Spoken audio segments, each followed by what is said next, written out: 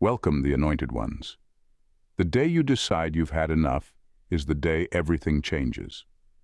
Here's a fact. Humans are wired to care what other people think. It's a survival instinct from when we lived in caves, and being the outcast could literally get you eaten. But let's face it, we're not dodging saber-toothed tigers anymore, just people with Wi-Fi and opinions. Still, critics have a funny way of sinking their claws into us, making us question our worth. They whisper or shout that we're not smart enough, strong enough, or talented enough. And for a while, maybe you listened, maybe you even believed them. But then something happened, something extraordinary. You stood up. You drew a line in the sand and said, "Enough is enough." And in that moment, everything shifted. You silenced the critics, not with words, but with bold, unapologetic action. You reclaimed your power, and trust me, the world is taking notice. But how did you do it? Let's break it down step by step. And I promise, no cliches, just raw, undeniable truth. Buckle up. Number 1. You stopped debating people who were never listening. People love to argue. But here's the thing. Most of them aren't even interested in hearing your side. They're just waiting for their turn to talk. And for a while, you probably played along, trying to explain yourself, justify your choices, or prove your worth. You thought if you could just find the right words, they'd finally understand. But they never did they? Because they weren't listening in the first place. That's when everything clicked. You realized the only way to win was to stop showing up to the debate. Not in a passive, I give up kind of way, but in a bold, decisive move that said, my energy is too valuable for this nonsense. You stopped reacting to every comment, every passive-aggressive jab, every veiled insult disguised as concern. You walked away from conversations that drained your spirit and robbed you of peace. Here's the wild part. The moment you stopped engaging, the critics lost their power. Why? Because criticism thrives on attention. It's like a fire. It only burns as long as you keep feeding it. When you stopped giving them your time and energy, their words became nothing but empty noise. And while they were busy talking, you were busy doing, building, growing, winning. The beauty of this shift was that it freed up space in your mind for things that actually mattered. Instead of rehearsing arguments in your head or stressing over how to respond, you focused on progress. Your actions started speaking louder than any explanation ever could, and soon, even the loudest critics were left with nothing to say. You didn't silence them by shouting louder. You silenced them by moving on. And that kind of victory, it's the kind they never see coming. Number 2, you confronted your own inner critic first. The harshest critic you'll ever face isn't the one on social media, in your workplace, or even across the dinner table. It's the voice inside your head, the one that remembers every mistake you've made, magnifies your insecurities, and whispers doubts when you're about to do something bold. And here's the brutal truth. As long as that voice is in control, the outside critics don't even have to lift a finger. You're already doing their job for them. At first, you probably didn't even recognize how loud that inner critic had become. It was just there, running in the background like a bad playlist on repeat. You're not smart enough. You're going to mess this up. They're going to judge you. And you believed it, even when the world wasn't saying a word. That's the trap. External criticism hurts, but internal criticism convinces. But then something changed. Maybe it was a moment of exhaustion, or maybe you just got sick of carrying that weight around. Whatever it was, you decided to confront that voice head on. You didn't sugarcoat it or try to drown it out with empty affirmations. You listened to it, dissected it, and asked yourself one simple question: is this voice actually telling the truth? Most of the time, the answer was no. That voice wasn't wise, it was just scared. It repeated old fears because that's all it knew. And once you saw it for what it was, it became easier to shut down. You started challenging it instead of obeying it. You rewrote the story in your head, one victory at a time. Here's the beautiful part. As your inner critic got quieter, the external ones lost their sting. When you owned your narrative and believed in your worth, their opinions became irrelevant background noise. They no longer had the power to define you because you'd already done that for yourself, and that was the real victory. Number 3, You became your own source of validation. There's something exhausting about constantly waiting for other people's approval. You try to impress, adapt, and win validation from bosses, friends, family, even strangers on the internet. And for what? A fleeting compliment? A pat on the back that barely lasts a minute? The problem is, when your self-worth depends on someone else's opinion, you're basically handing them the keys to your happiness. At first, you probably didn't even realize you were doing it. Maybe you were just being polite or wanting to fit in. But over time, you started measuring your success based on other people's reactions. Did they like what I said? Did they notice my effort? Am I enough for them? And when the approval didn't come, or when criticism hit instead, it stung hard.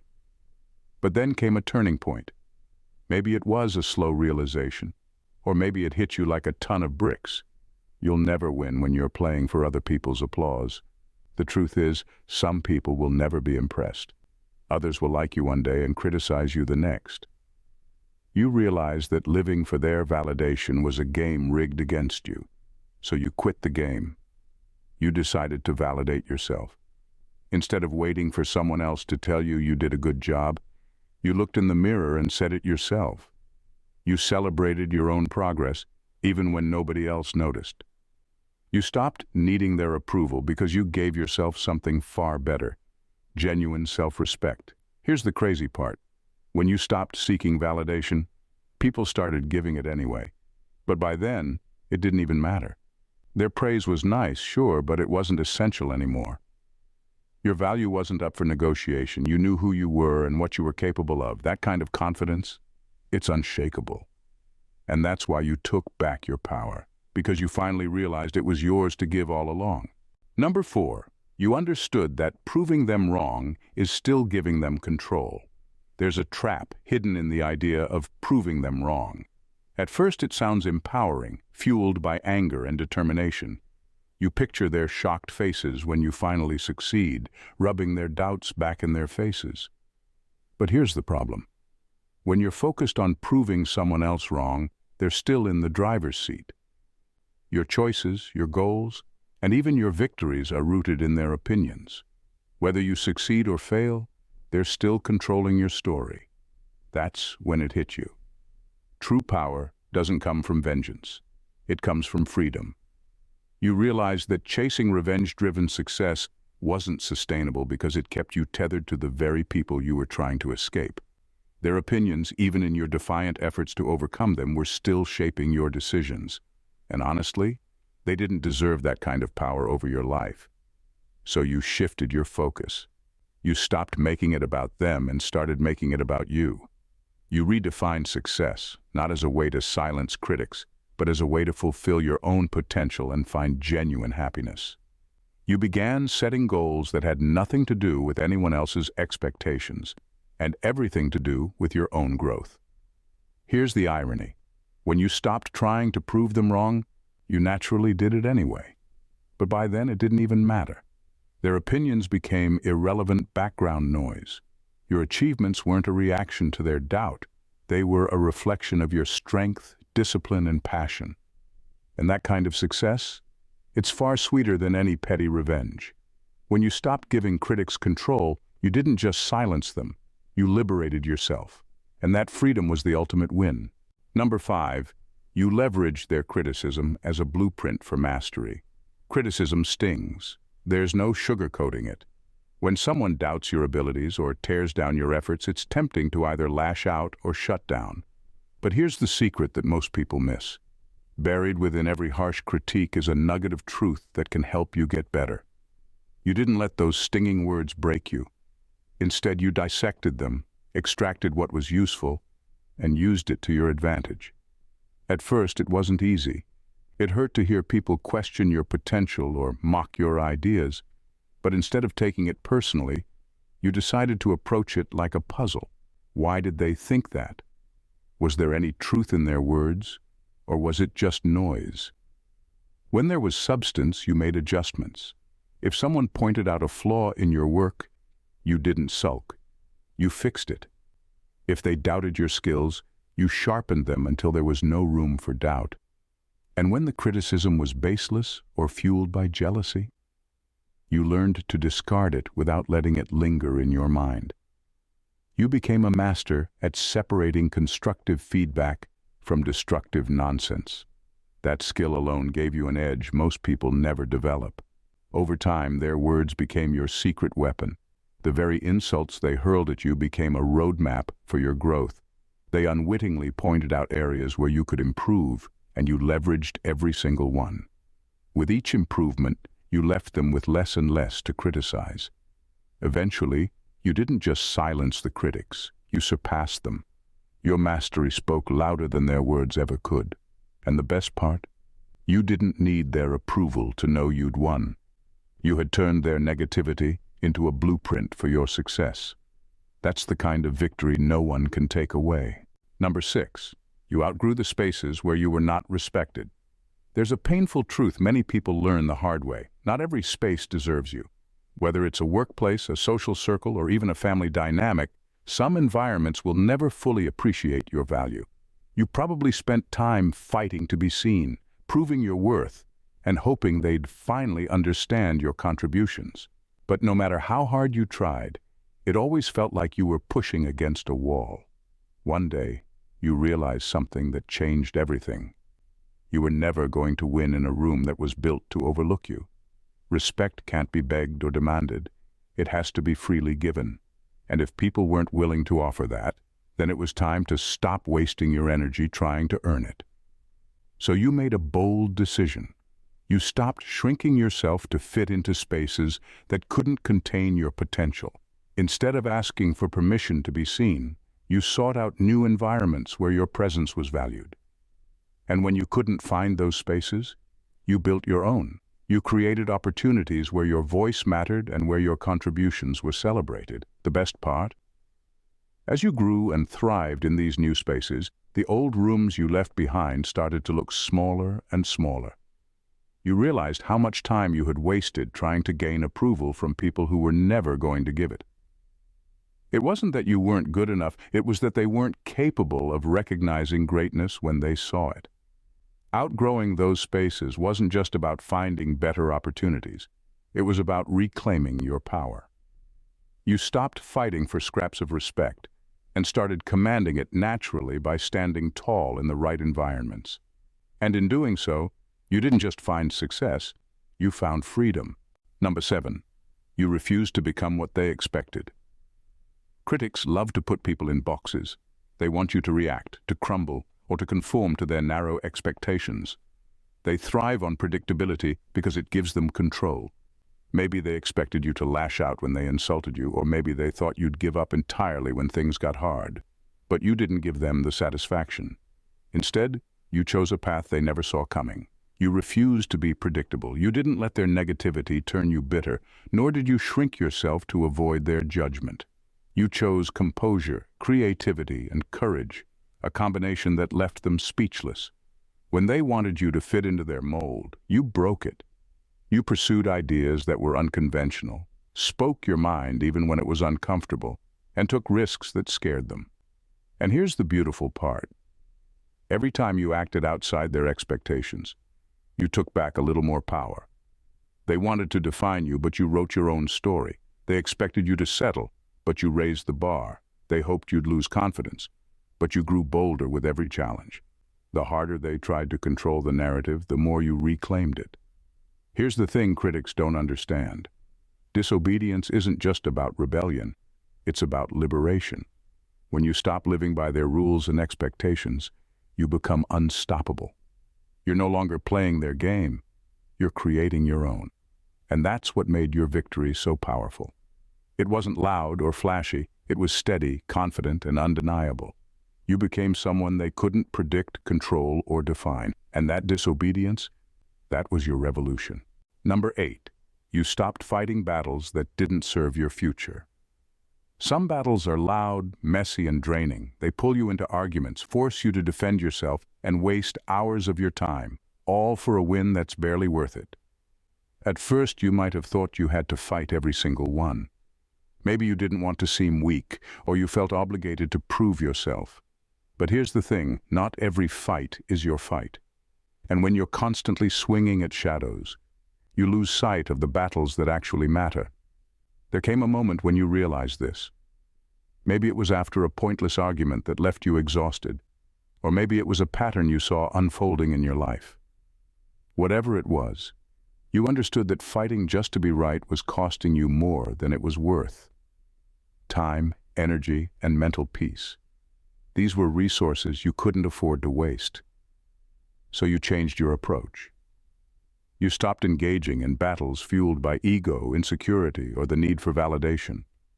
When someone tried to provoke you, you paused and asked yourself a simple question. Is this worth my future? If the answer was no, you walked away, not out of weakness, but out of strength. Here's the surprising part. Walking away was more powerful than staying. It confused the people who thrived on chaos and arguments. They were left standing there, fists clenched with nothing to fight against. Meanwhile, you kept your focus on what mattered, your growth, your goals, and your peace. By choosing your battles wisely, you reclaimed your time and energy. You stopped living in defense mode and started moving with intention. And that shift? It didn't just silence the noise, it positioned you for real, meaningful victories, the ones that actually shape your future. Number 9, you mastered the art of quiet transformation. In a world that rewards loud announcements and public displays of progress, it's tempting to share every step of your journey.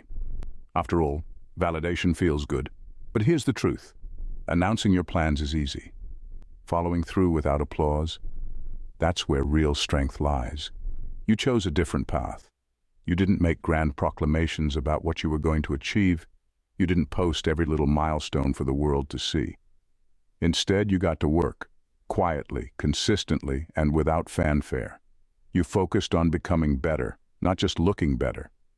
At first, some people might have thought you'd faded into the background. Maybe they assumed you'd given up or that you weren't making any progress. But that's the beauty of quiet transformation. It catches people off guard. They don't see it coming until it's undeniable. While they were busy seeking attention, you were mastering your craft, refining your skills, and building something real. You embraced the process without needing a spotlight. And when you finally did show up, it wasn't with empty promises. It was with results that spoke for themselves. The critics who doubted you were left stunned. They couldn't ignore what you'd become because your transformation was too obvious to dismiss. And the best part? You didn't need their approval or recognition because your success was never about them. It was about you. Quiet transformation isn't just about personal growth. It's about reclaiming your narrative. When you let your work do the talking, people stop questioning your worth. They have no choice but to respect what you've built. And that kind of respect? It's earned, never demanded.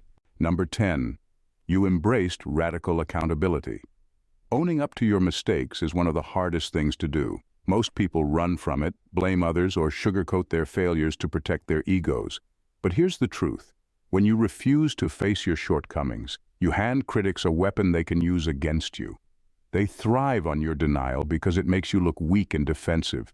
You took a different approach. You chose radical accountability, the kind that leaves no room for excuses. When you messed up, you didn't hide it. You faced it head-on, admitted where you went wrong, and took steps to make it right. And yes, it was uncomfortable. It stung to be that brutally honest with yourself. But in doing so, you stripped critics of their power. What could they say that you hadn't already acknowledged? Nothing. You disarmed them by owning your flaws before they even had the chance to point them out. It was a bold move, and it made you untouchable. But radical accountability wasn't just about silencing critics.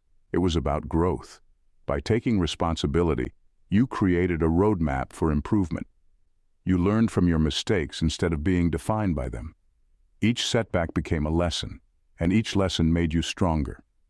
Here's the unexpected benefit. People respected you more, not less. Your honesty and integrity stood out in a world where most people dodge accountability. And those who once doubted you had no choice but to acknowledge your courage. Radical accountability isn't weakness, it's power. It's a declaration that you're in control of your story, flaws and all. And when you took control, the critics lost their grip. Number 11, you learned that silence can be a weapon or a shield. You used it wisely. Silence has a bad reputation. People often mistake it for weakness, defeat, or a lack of confidence. But here's what you figured out. Silence can be one of the most powerful moves in your arsenal, if you know how to use it. Early on, you might have felt the need to respond to every comment, defend every action, and explain every decision. When someone criticized you, the instinct was to jump in and set the record straight. But that only fueled the fire. The more you engaged, the more power you gave them. Then came the shift. You realized that silence wasn't just a retreat. It was a strategic pause. When used wisely, it could disarm critics, deflect negativity, and give you the upper hand. Silence became your shield when arguments weren't worth your energy. Instead of reacting impulsively, you held your ground and let the noise pass. But silence wasn't just a shield, it was also a weapon. In situations where your presence spoke louder than words, silence created tension that made people listen harder. It forced others to fill the void with their own assumptions, often revealing more about themselves than about you. The most powerful part? Silence gave you time to think, to process, and to act with intention rather than emotion.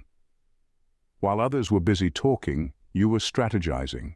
And when you finally did speak, your words carried more weight because they were rare and purposeful. You mastered the art of knowing when to speak and when to stay silent. It wasn't about avoidance, it was about control. And in a world that thrives on noise, that kind of control made you unstoppable. Number 12. You became unshakable by redefining failure.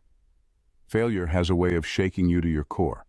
It's messy, uncomfortable, and often comes with a side of judgment from people who love to watch you fall. Critics thrive on that fear. They want you to view failure as proof that you're not good enough, smart enough, or capable enough. For a long time, maybe you did. Each mistake felt like a public verdict on your worth, and you carried that weight like a badge of shame. But then, everything changed. You stopped seeing failure as the enemy and started seeing it as a teacher. You realized that the people who never fail are the ones who never try. They stay in their comfort zones, safe from judgment but also safe from growth. That's when it clicked. Failure wasn't a sign that you were losing. It was evidence that you were evolving. With that mindset shift, the critics lost their power. Their taunts no longer stung because you weren't measuring yourself by their shallow standards. You weren't chasing perfection, you were chasing progress. And progress is messy. It's supposed to be. Instead of hiding your failures, you dissected them. What went wrong? What could you do better next time? Each stumble became a stepping stone toward mastery. And as you embraced failure, something amazing happened. You became unshakable. Setbacks didn't derail you anymore. They fueled you. The critics, they grew quieter. After all, it's hard to mock someone who wears their failures like armor. Your resilience was intimidating because it showed that you couldn't be broken. And that's the irony. The moment you stopped fearing failure, you became unstoppable. True power comes from knowing that no failure is final. You learned that lesson, lived it, and let it set you free. And that freedom? It's a victory no critic can ever take away. Number 13. You built a legacy instead of chasing approval. Approval is addictive. The likes, compliments, and applause feel good, even if they're fleeting. At first, you might have gotten caught up in the chase, bending over backward to gain validation from people who barely mattered. But deep down, you knew there was a problem. Approval is temporary, but legacy is eternal. And chasing approval was pulling you away from what truly mattered. There came a moment when you asked yourself a tough question. What am I building that will outlast the noise? The answer wasn't pretty. You realized that too much of your energy had been spent trying to win over people who wouldn't even remember your name in a year. Their opinions were like sand, slipping through your fingers no matter how tightly you tried to hold on. So you shifted your focus. You stopped caring about momentary applause and started thinking long-term. What impact did you want to have? What values did you want to embody? What work would still matter decades from now? Those were the questions that guided you moving forward. The critics, obsessed with tearing down your present, couldn't comprehend your new mindset. They were stuck in the now, while you were building something timeless. They criticized your moves, but you were too focused on creating something that would outlast their words. And here's the beautiful part. Legacy doesn't need applause to be valid. You started working with a quiet, confident purpose, knowing that the seeds you planted today would bear fruit in the future. You didn't need them to see it or approve of it. You knew your work would speak for itself when the time was right. While they faded into irrelevance, you built something meaningful. And that's a victory far greater than any fleeting approval. Number 14, you let your actions do the talking, but not out of defiance. There's a common narrative that says success is the best revenge. And while that might sound satisfying on the surface, it's also exhausting. Living with the sole purpose of proving people wrong keeps you tethered to their expectations. It makes your victories about them, not you. You realized that wasn't the life you wanted. You didn't want to carry the weight of resentment or let their opinions dictate your path. So you made a powerful decision. You chose to thrive, but not out of defiance, out of peace. This wasn't about silence as a passive retreat. It was about reclaiming your focus.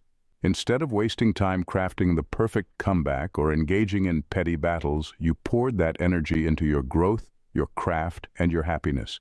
You built a life that made you proud, not because it silenced critics, but because it fulfilled you. Here's the ironic part. When you let your actions do the talking, people can't help but listen. Even the critics who once doubted you had to acknowledge your success. But by then, it didn't matter. Their opinions had become irrelevant background noise. You weren't thriving to spite them. You were thriving for yourself. And that shift was the ultimate victory. Your success wasn't about vengeance. It was about liberation. You were no longer bound by their expectations or fueled by their negativity. You moved with intention, joy, and purpose. And in doing so, you set yourself free. That kind of success? It's rare. It's not just about achieving goals, it's about finding peace in the process. And when you found that peace, you didn't just win, you transcended the game altogether. Enough is enough. Those words marked the beginning of your revolution, a declaration that you were done living on other people's terms, shackled by their opinions and drained by their judgments. You silenced the critics not by shouting louder, but by transforming in ways they never saw coming. You didn't fight their battles. You walked away from them. You didn't waste energy on revenge. You invested it in your own growth. You chose mastery over mediocrity, peace over pettiness, and purpose over approval. What makes your story powerful isn't just that you triumphed, it's how you did it. You redefined failure, embraced radical accountability, and built a life that spoke louder than any insult ever could. And through it all, you learned the ultimate truth. Power isn't given, it's reclaimed. It's in the choices you make every day to rise above, to build without apology, and to thrive without needing validation from those who doubted you. Now, your life isn't a response to anyone. It's an anthem of self-respect, resilience, and authenticity. The critics? Their voices have faded into whispers. They no longer matter, and they never did. Because the only voice that ever truly mattered was your own, and you've learned to let it sing louder than ever. This is your victory, not because you proved them wrong, but because you proved yourself right. And that's a legacy worth building. If this message resonated with you and sparked a fire within, don't let it stop here. Hit that subscribe button so you never miss powerful content designed to elevate your journey. Don't forget to like the video. It's a simple way to show your support and let us know this message hit home. And most importantly, share it with your family and friends. You never know who needs that extra push to reclaim their power and silence their critics. Together, let's build a community that thrives, grows, and wins unapologetically. See you in the next one. God bless you.